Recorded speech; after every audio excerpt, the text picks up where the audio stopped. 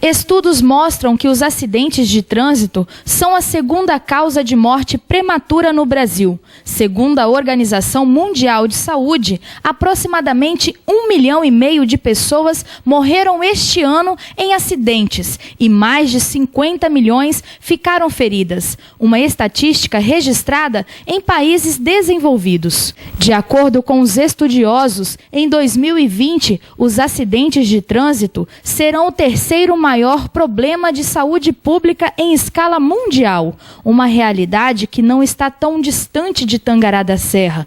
Todos os dias são registrados pelo menos 2 acidentes de trânsito. Mas qual a causa para tantos acidentes? Será que os condutores têm consciência dos perigos que o trânsito oferece? E o medo? Será que os motoristas têm medo desse perigo? Para responder sobre essas questões, procuramos o psiquiatra André Silva de Lima, que explicou sobre a falta de conscientização. A pessoa pode não parar para pensar nas consequências da sua atitude. Todas as vezes em que eu não paro para pensar nas consequências de minhas atitudes, muitas vezes eu cometo uma atitude e só vou me deparar com medo quando eu sofro as consequências da minha atitude. Muitas vezes também o indivíduo ele anda tão estressado, tão agitado, com tantos problemas psíquicos, tantos problemas emocionais, que ele termina extravasando no trânsito os seus conflitos intrapsíquicos. E o ser humano, ele tem medo do perigo. Por que esse medo, principalmente relacionado ao trânsito? O medo, ele é normal, ele é fisiológico.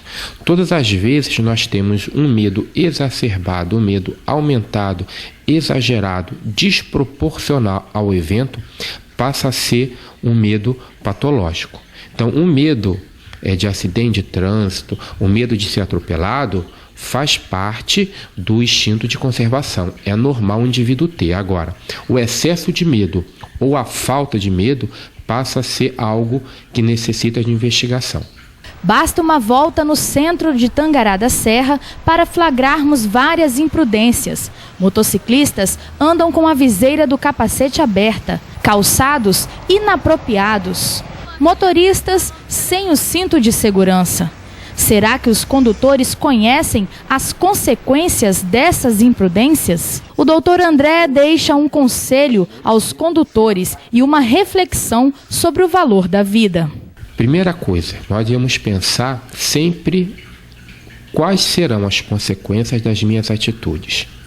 Procurar se colocar na posição do outro. Se fosse eu gostaria que tal coisa fosse feito comigo?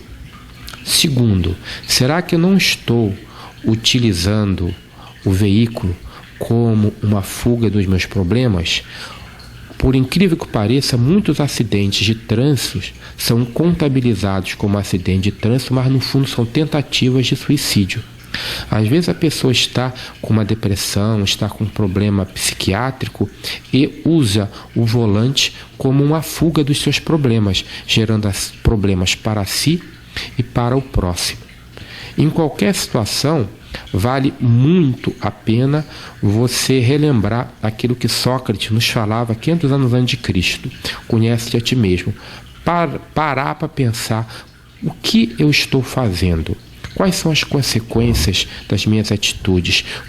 O que está dentro de mim que está levando eu cometer tal atitude? E lembrar que todo ato de violência é um profundo ato de desamor consigo mesmo, porque tudo aquilo de ruim que eu projeto no outro passa primeiramente por mim.